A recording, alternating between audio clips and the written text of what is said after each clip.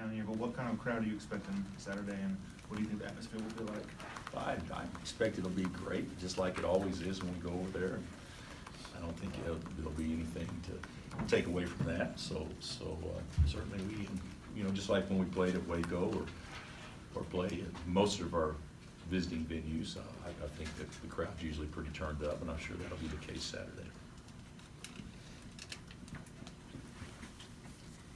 Obviously, people saw what happened at the end of the game here with them. You're going to have any more talks with your guys about what to expect over there, or As far as the crowd getting on them, or any of that stuff? I mean, it's going to be like it is over there, but yeah, it's always that way. So yeah, we'll talk about what you should be prepared for, but we didn't say one word about the crowd at Baylor.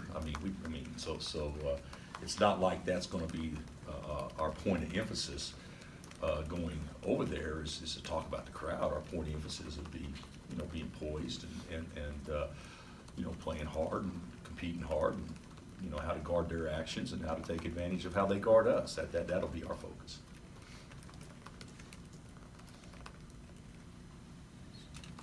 Can Silvio go to the game, and how's he been practicing? It's been quite a while since that first game. Is he practicing enough you think he'll contribute when he comes back? Yeah, but you know the deal. Silvio can't go to the game. That's the Big 12 penalty that they handled down. The guys that were involved couldn't travel. So no, he won't be at the game. But he's been practicing, and he's actually he's doing great. His attitude's good. His attitude's always good. He certainly had a bad moment, but his attitude's good, and certainly he's contributing in every way he possibly can. Now with the limitations he's been put on. Hey, Bill, a lot of times by now, Player of the Year type of honors start to identify themselves, and I'm just wondering what you think about when you think about Players of the Year. What kind of criteria we should think about? Well, I think if you just talk about in general terms, I think winning is obviously very important. I believe sometimes putting up numbers is overrated a little bit if you have a lot of balance on your team. I remember when we won the national championship in 07, 08, we had 3 guys that should have been on first team.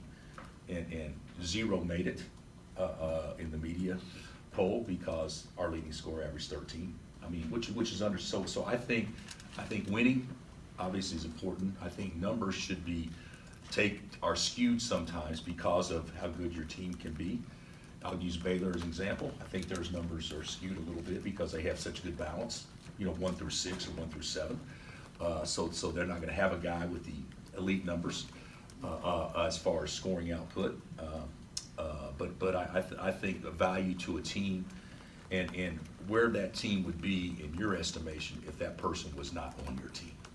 How far would that team fall or drop? And to me, those are all things that are somewhat intangibles, but I think that they all play a huge role in who would be a Player of the Year in every conference or national or what district or whatever you're looking at. You said your guys were gassed after the Baylor game, and then after Monday night's game, having a day off, going lightly yesterday. How do you think they'll respond today and tomorrow? They'll be great. Yeah, they'll be great. They're God dang, 21 years old. I think that I really think our schedule has probably taken a bigger toll on us than it has in recent years, because I think we were 3 out of the last 4 weeks was Saturday, Monday, then the West Virginia game on a Wednesday, Saturday, Monday. I think that does add to the fatigue, and also the mental preparation that it takes when you can't stub your toe. So guys obviously have been relatively focused and everything. So I do think it's natural to find to have a moment where you're beat, and I think that was the case after the Baylor game. I was really happy with our guys. I thought we really competed hard against Oklahoma State. I thought we executed pretty well, but but we had a tired point guard out there.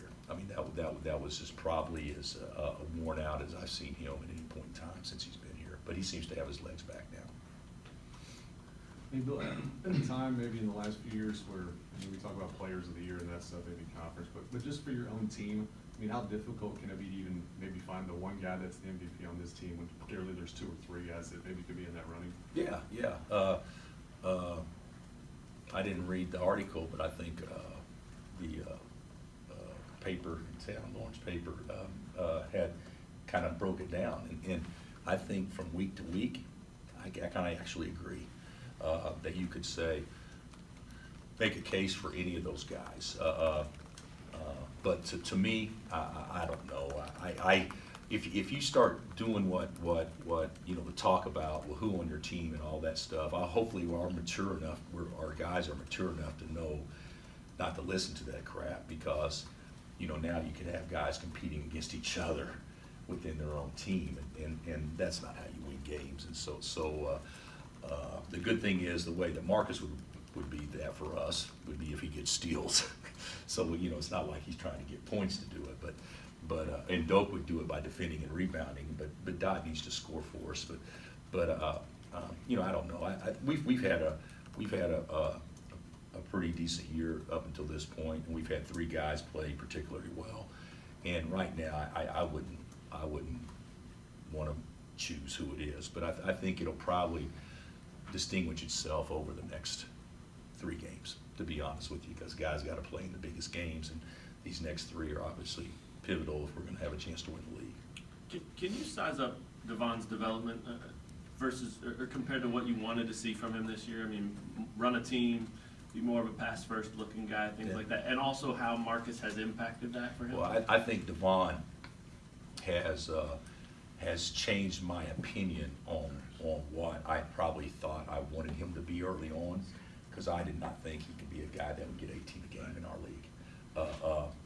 So he's done that, and so he's far exceeded what I thought he could do from that standpoint, and he's probably equaled what I thought he could do in the other categories. So he's had a great year, and you know, Doak's on an uptick now. Marcus is getting some attention now, but if you look at it from start to finish, it'd be hard pressed to say that anybody's had a better year than Devon on our team, because he's been very consistent. You know, the one game he doesn't get double figures, he plays half the game. You know, when he got hurt, and he had 9. So I mean, he's been a pillar of consistency for us. And Marcus's role with them, especially I as a think- passer and taking off some of those I think Marcus responsibilities? has helped him. I think Marcus has helped him a lot. And you know, if we don't have both those guys in the game, I mean, we kind of take a step backwards offensively. Even if we maybe replace them with shooting, you just don't have the playmaking that we have with those two. So they've both been really good at being aggressive and creating for themselves and others. At points this year, you've mentioned Ochai, what he does defensively for you guys. Could you just break down what you like about him as a defender and what he's done this year? Well, he's athletic. He's got the best base of anybody. You know, if you watch him get in the stands, he looks better than anybody on our team. He can slide. He's extremely long. He's become, you know, pretty adequate guarding. I'm not going to put him in the same category with Marcus yet, but I think he has potential to become an elite defender.